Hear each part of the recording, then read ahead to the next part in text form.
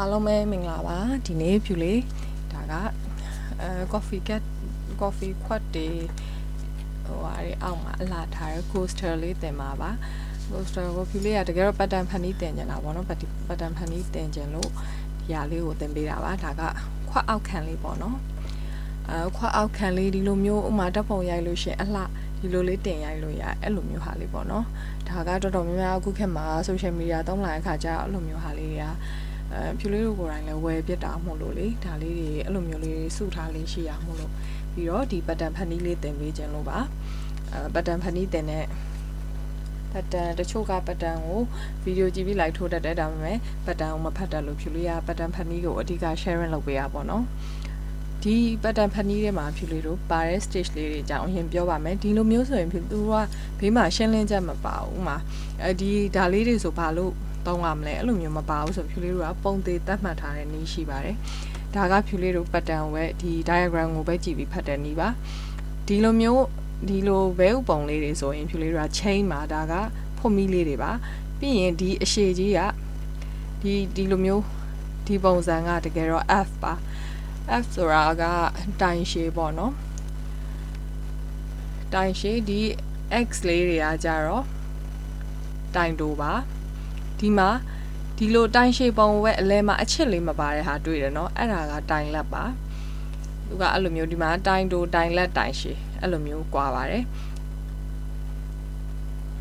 ပြီးရင်ဒီမှာအပေါင်းလက္ခဏာလေးတွေကဖြူလေးတို့ဒီနာလေးကိုရှောက်ကော်နဲ့သွားပါတယ်ဒါမှမဟုတ်ရင်တိုင်ဟိုပါလဲတိုင်တိုပေါ့နော်တိုင်တိုနဲ့သွားတာကိုပြောတာ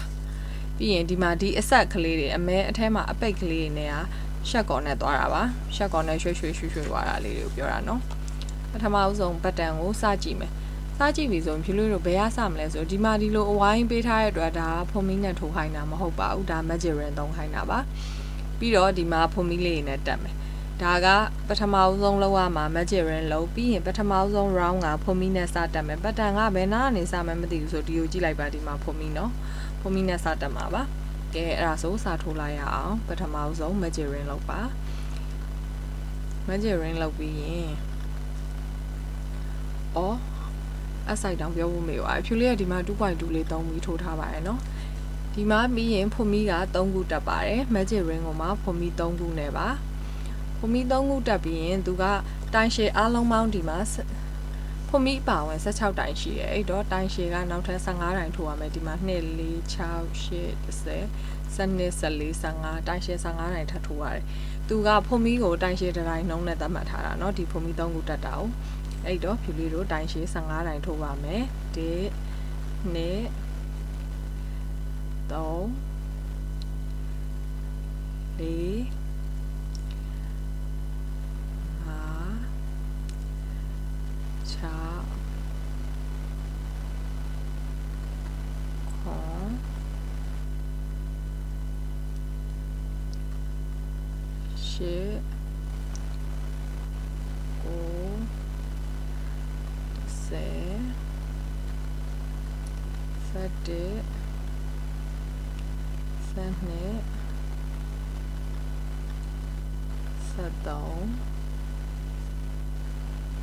3 4 8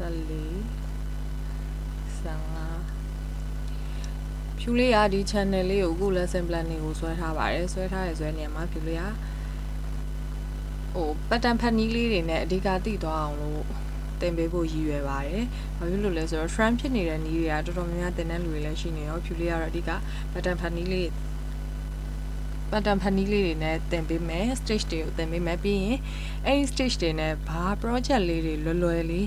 လိုက်ပြီးတော့လုပ်လို့ရမလဲဆိုတာကိုဖြူလေးကတင်ပေးမှာပါ။ဖြူလေးဒီချီထိုးနီးစားတင်တော့ဆိုဒီလို coaster တွေပဲအများကြီးထိုးခဲ့ရတာပုံစံအစုံမဲ့အဲ့တုန်းကဖြူလေးမှာ crochet စာအုပ်တအုပ်ရှိတယ်အဲ့တုန်းကဒါ internet ခေတ်မဟုတ်တော့အဲ့ဒီစာအုပ်ထဲက coaster တွေအကုန်ကြည့်ပြီးတော့ထိုးခဲ့တာမျိုးဖုန်းအောက်ခံလေးတွေလုပ်ခဲ့တာမျိုးအဲ့တုန်းကအရင်တော့ကျိုးဖုန်းတွေဆိုတော့ဖုန်းအောက်ခံလေးတွေလုပ်ခဲ့တာမျိုးအဲ့လိုမျိုးပန်းအိုးလေးတွေအောက်မှာအလှခံတာမျိုးအဲ့လိုမျိုးလေးပေါ့နော်ပြီးရင် TV တွေမှာအုပ်တဲ့ဟာမျိုးအဲ့လိုမျိုးလေးတွေလုပ်ခဲ့တာမို့လို့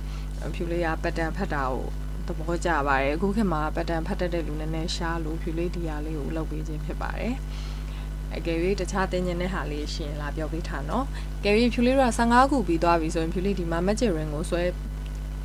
ကျင်းလိုက်ပါပြီနော် magic ring လေးကိုလုံးဝပိတ်နေအောင်လုပ်လိုက်ပြီးရင်ဒါလေးကိုပြန်ညှိပါတယ်ဒီလိုပြန်ညှိမှလှလှလေးထွက်မှာနော်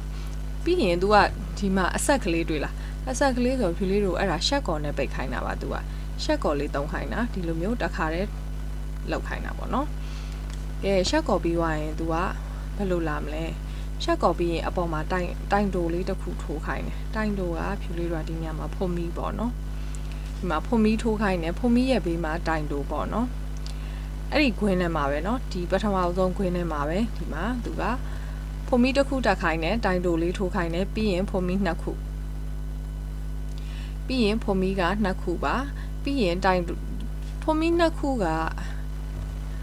အောက်ကနေတတိုင်းချပြီးတော့ဒီမှာတိုင်တိုရှိမယ်နော်အဲ့ဒါအောက်ကဒီတတိုင်းမှာမထိုးတော့ပါဘူးဒီနောက်တတိုင်းမှာတိုင်တိုလေးလာထိုးပါတယ်တတိုင်းကြားစီပေါ့နော်ဖုန်မီ2ခုထိုးတယ်တတိုင်းကိုကြော်လိုက်ပါနောက်တတိုင်းမှာ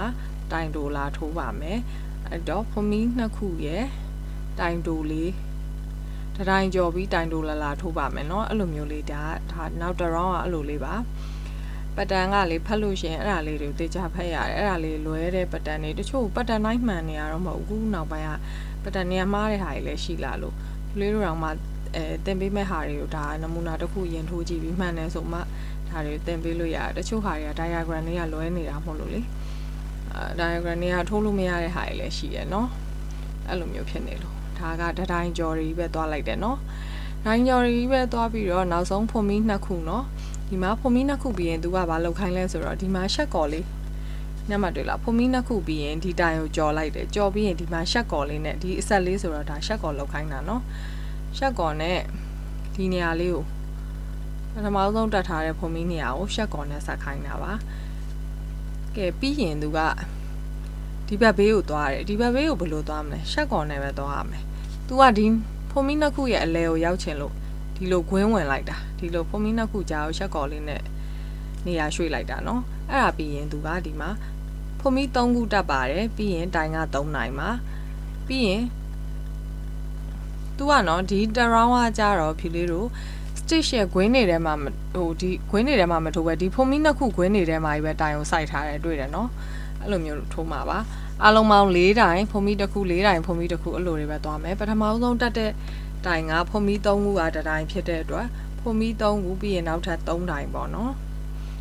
ဒါပြီးရင်နောက်ထပ်ဖြူလေး1 2 3တိုင်အားလုံးပေါင်းအဲ့ဒါဆိုရင်4တိုင်ဖြစ်သွားပြီနော်ဖုန်မီ3ခုကတတိုင်းလို့သတ်မှတ်တယ်ဆိုတော့4တိုင်ပြီးရင်ဖုန်မီကတစ်ခုလာမယ်ဖုန်မီတစ်ခုလာပြီးရင်နောက်ထပ်ဒီဖုန်မီ2ခုထိုးထားတဲ့ဒီကွင်းပဲ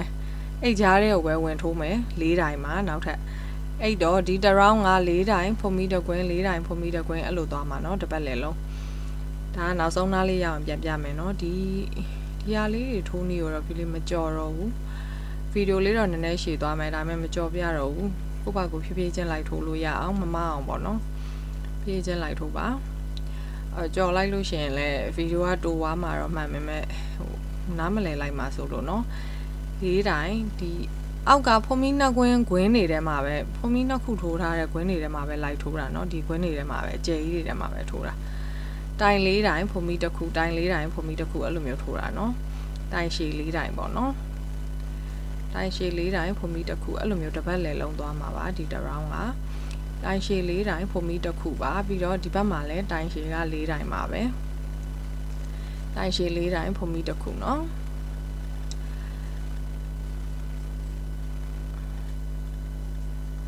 ဒါကပတ်တန်လေးလဲကြည့်ရင်းနဲ့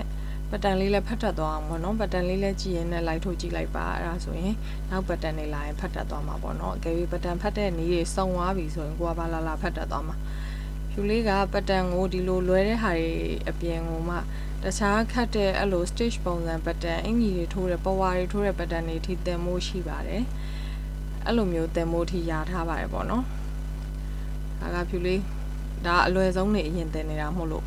တိုင်တိုတိုင်ရှည်တိုင်လက်အဲ့လိုမျိုးတွေသင်နေတာမဟုတ်လို့ဒါကဒီလိုပတ်တန်လေးတွေကိုရွေးထားတာเนาะနောက်တခြားလှတဲ့ပတ်တန်တွေအများကြီးလာအောင်ပါအဲ့ကြရင်ပတ်တန်ကိုကြည့်လိုက်ရုံနဲ့ကိုကပဝါတွေအင်ကြီးတွေမျိုးစုံထိုးလို့ရတယ်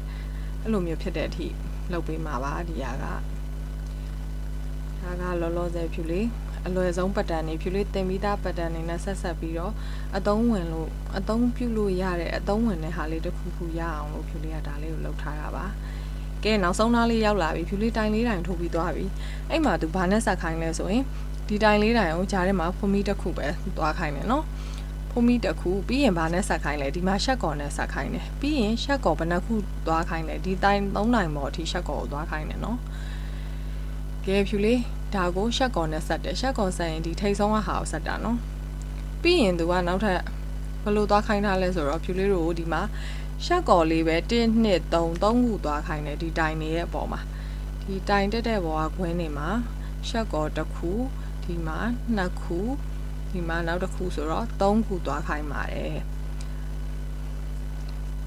3ခုသွားခိုင်းပြီးရင်မလုပ်ရမလဲဆိုရင်ဖို့မီလေးတစ်ခုတက်ခိုင်းတယ်ဘေးနားမှာတိုင်တိုလေးတစ်ခါရဲတွဲပြီးတက်ခိုင်းတာနော်အဲ့ဒါဘယ်လိုနေရာဖြစ်မလဲဆိုရင်ဖို့မီတစ်ခုတက်ခိုင်းတာသူကဒီကြားတဲ့ကိုဖို့မီနဲ့ဒီလိုမျိုးဖို့မီတက်ခိုင်းပြီးတော့ဘေးနားမှာတိုင်တိုလေးတစ်ခါရဲတိုင်တိုလေးကဒီကြားနေရာလေးเนาะပထမ round မှာဖုံမီထိုးထားတဲ့နေရာလေးကိုတက်ခိုင်းတာပြီးရင်သူကဒီမှာဖုံမီလေး1 2 3 4 5ဖုံမီ5ခုတိုင်တိုတစ်ခုအဲ့လိုမျိုးတောက်လျှောက်တိုင်တိုကဒီပထမကွင်းရဲ့ပထမ round ရဲ့ဖုံမီနေရာတွေမှာပဲထိုးသွားတာเนาะတိုင်တိုက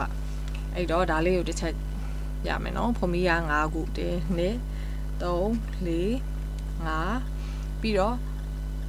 ဒီနားမှာဒီကွင်းဖုံမီနေရာလေးမှာဝင်ပြီးတော့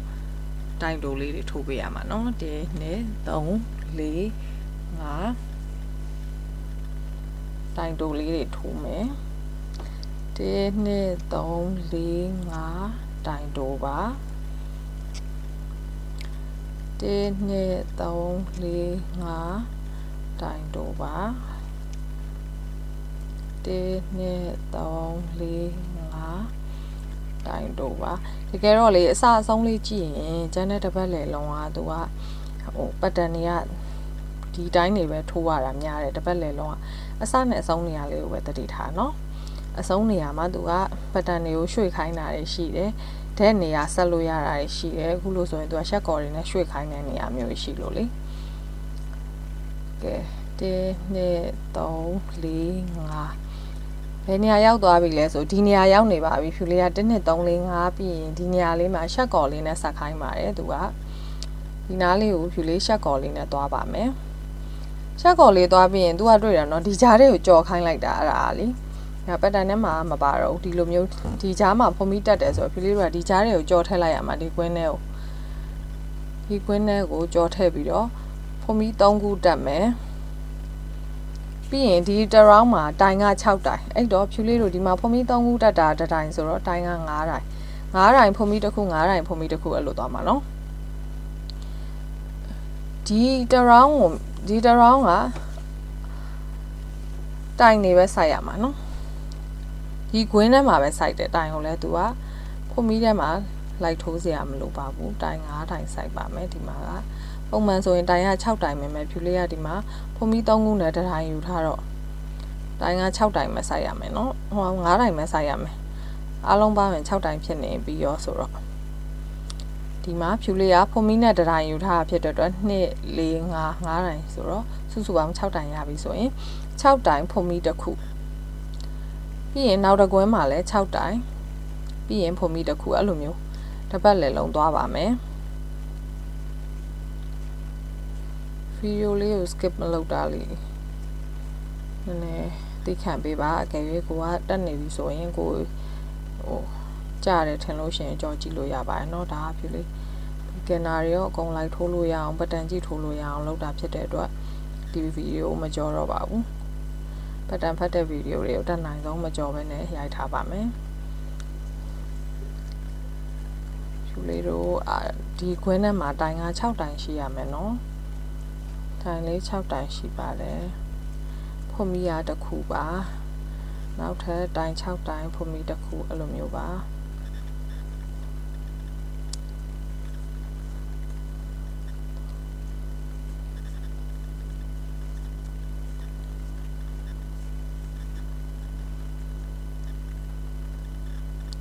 ကဲတော့ဒီပတ်တန်မှန်တိုင်းပြောရရင်အရင်လှနေရမဟုတ်ဖြူလေးက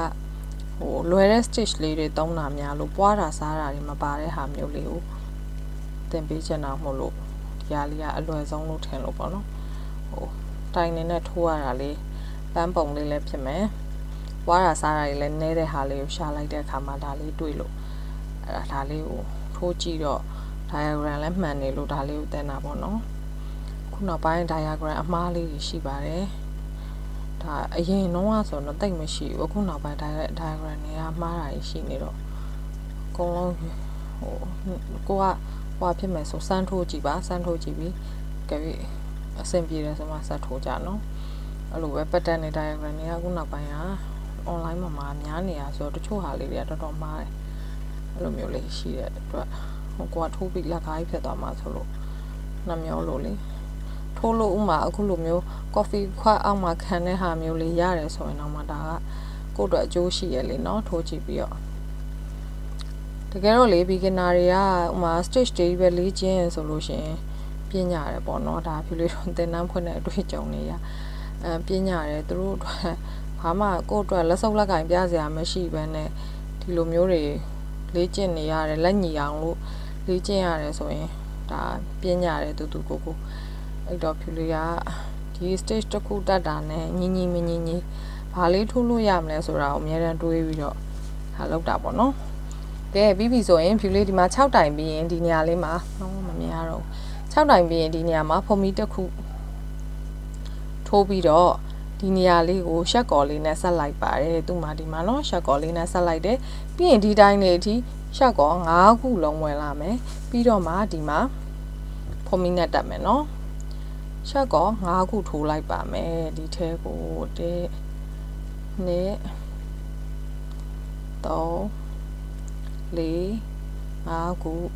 ပြီးတော့ဖုံမီနဲ့တက်မယ်ပြီးရင်ဒီနားမှာတိုင်တိုလေးထိုးပါတယ်။မှာနော်ဖုံမီတက်တယ်တိုင်တိုထိုးတယ်ပြီးရင်ဖြူလေးတို့ဖုံမီဘယ်နှခုထိုးရလဲ2 4 6ခွန်ဖုံမီ9ခုပါအဲ့တော့ဒီတစ် round ကဖုံမီ9ခုတိုင်တိုတစ်ခုအဲ့လိုသွားမှာပါနော်ဖုံမီ9ခုဒီကြားထဲမှာတိုင်တိုတစ်ခုဖုံမီက9ခုဒီမှာတိုင်တိုလေးကတစ်ခုအဲ့လိုသွားမယ်နော်ဒီတစ် round ကဒါလေးပြီးရင်အနားလေးပဲကျန်တော့တာဖုံမီ9ခုတိုင်တိုတစ်ခုအဲ့လိုမျိုးတောက်လျှောက်သွားလိုက်တယ်ဖုံမီက9ခုပါဖုံမီ9ခုတိုင်တိုတစ်ခုဖုံမီက9ခုတိုင်တိုလေးကတစ်ခုဖုံမီက9ခုဖုံမီ9ခုတိုင်တိုတစ်ခုပါအဲ့ပြီးရင်ဖုံမီက1 2 3 4 5 6ခွန်ဖုံမီ9ခုတိုင်တိုတစ်ခုပါအကလေး2ကနေ 2.5 အဆင်ပြေတဲ့ဟာသုံးလို့ရပါတယ်เนาะဖြူလေးသုံးတဲ့အတိုင်းလိုက်မသုံးလဲရတယ်ကိုပါကိုလက်အကျက်အကျဲပေါ်မူတည်ပြီးတော့သုံးလို့ရအောင်ဒီနေရာလေးမှာဖြူလေးတို့ဒီနေရာလေးမှာရှက်ကော်လေးနဲ့ဆက်လိုက်တာเนาะဒီနာအောင်ရှက်ကော်လေးနဲ့ဆက်ပြီးတော့ဒီကွင်းထဲကိုမှာဖုံမီဒီကွင်းထဲကိုရှက်ကော်လေးနဲ့ဆက်ပြီးဖုံမီတစ်ခုထိုးလိုက်မယ်ဒီနေရာရောက်ပြီเนาะဖုံမီတစ်ခုထိုးမယ်ပြီးရင်တိုင်တိုလေးတစ်ခုထိုးပါတယ်တိုင်တိုပြီးရင်တိုင်လက်ပါတိုင်လက်ဆိုတာကတကွင်းလောက်ပြီးတော့ဟိုအဖြစ်ပြီးရင်တိုင်ရှည်2တိုင်မှာတိုင်တိုတိုင်လက်တိုင်ရှည်2တိုင်ပြီးရင်တိုင်လက်တိုင်တိုတိုင်လက်တိုင်တိုဒီလိုမျိုးဖြစ်ရမှာเนาะဒီလိုပါအဲ့ဒါပြီးရင်ဘယ်လိုလာလဲဆိုတော့တိုင်လက်တိုင်တိုပြီးရင်ဒီမှာတော့တွေ့တယ်เนาะတိုင်လက်တိုင်တိုမဟုတ်ဘူးဖြူလေးကဒီဘက်ကနည်းနည်းဆွဲမိသွားလို့ခဏလေးเนาะဒါကဒီတကွင်းထဲမှာဖြူလေးတို့ဒီအခုံးလေး2ခုံးဝင်အောင်လုပ်ရမှာဒီနာကစရတယ်ပဲထားเนาะဒီမှာတိုင်တိုပြီးရင်ဒီလိုတိုင်တိုထိတခုံးဒီတကွင်းထဲမှာ2ခုံးလုပ်ရမှာเนาะဒီမှာတိုင်တိုပြီးရင်တိုင်လက်ပြီးရင်တိုင်ရှည်က2တိုင်မှာ တိုင်ရှည်2တိုင်ပြီးရင်တိုင်လက်ပြန်လာမယ်ပြီးရင်တိုင်တိုးလာပါမယ်ပြီးရင်နောက်ထပ်တိုင်တိုးတစ်ခုပါပြီးရင်တိုင်လက်တစ်ခုလာပါမယ်ပြီးရင်တိုင်ရှည်က2ခုပါ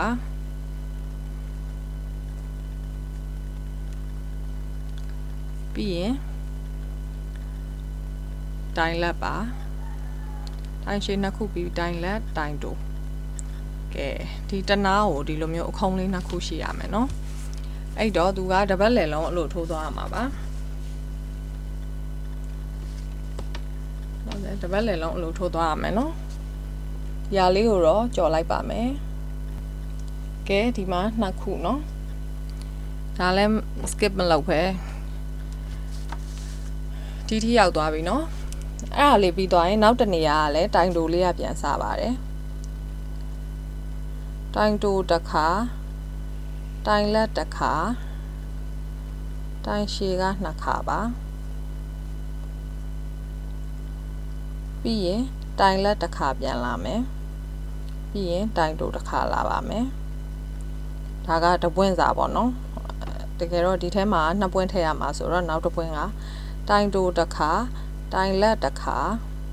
တိုင်ရှည်2ခါပါတိုင်ရှည်လေးက1တိုင်2တိုင်ဖြစ်မယ်ပြီးရင်တိုင်လက်လေးပြန်လာပါမယ်ပြီးရင်တိုင်တိုလာပါမယ်ကဲဒီလိုလေးပါနော်အခုံးလေးက2ခုံးသူ့ဘာတပြီးရင်ညီသွားလိုက်မယ်နော်ဒါလေးကထိုးနေတော့ရွေးတာမဟုတ်လို့ပြီးရင်ဒီဘက်ခွင်းထဲကိုကူးမယ်တိုင်တိုတစ်ခါတိုင်လက်တစ်ခါတိုင်ရှည်2ခါပါပြီးရင်တိုင်လက်တစ်ခါတိုင်တိုတစ်ခါပါနော်ပြီးရင်နောက်ထပ်တစ်ခုံးတိုင်တိုတစ်ခါတိုင်လက်တစ်ခါ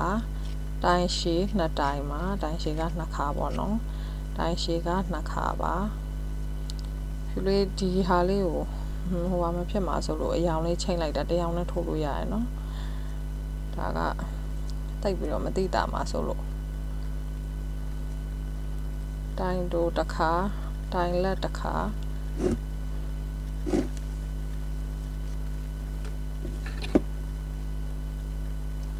တိုင်ရှည်က2ခါပါ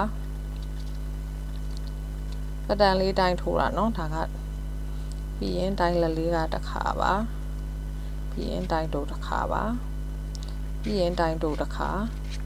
တိုင်လက်1ခါတိုင်ရှည်က2ခါပါ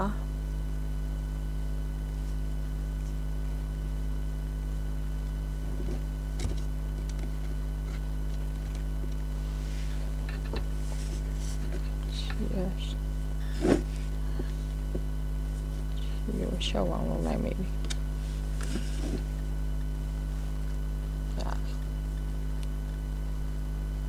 တိုင်ရှည်2ခါပြီးရင်တိုင်လက်က1ခါလာမယ်ပြီးရင်တိုင်တို1ခါပေါ့နော်ဒါကအနာလေးတွေအဲ့လိုမျိုးဖြစ်သွားမယ်နော်ဒီလောက်ဆိုရမယ်ထင်ပါတယ်ဒီလိုမျိုးတစ်ပတ်လည်လုံးထိုးလာခဲ့ပါအဆုံးသတ်နာလေးကိုပြန်ပြလိုက်မယ်နော်ဒီကဒါနဲ့ဆိုတော့အရန်ရှည်သွားလိုက်မယ်ကဲဖြူလေးနောက်ဆုံးဒီတိုင်တိုလေးထီထိုးလာပြီနော်အဲ့ဒါပြီးရင်သူကဒီမှာရှက်ကော်နဲ့ဆက်ခိုင်းတာပါရှက်ကော်နဲ့ဒီပထမဆုံးဖုံးပြီးတက်ထားတဲ့ဟာလေးနဲ့ဆက်လိုက်အောင်မယ်နော်ကဲအဲ့ဒါဆိုရင်ပြီးပါပြီဒါလေးထိုးနီးလေးပြီးပြီပေါ့နော်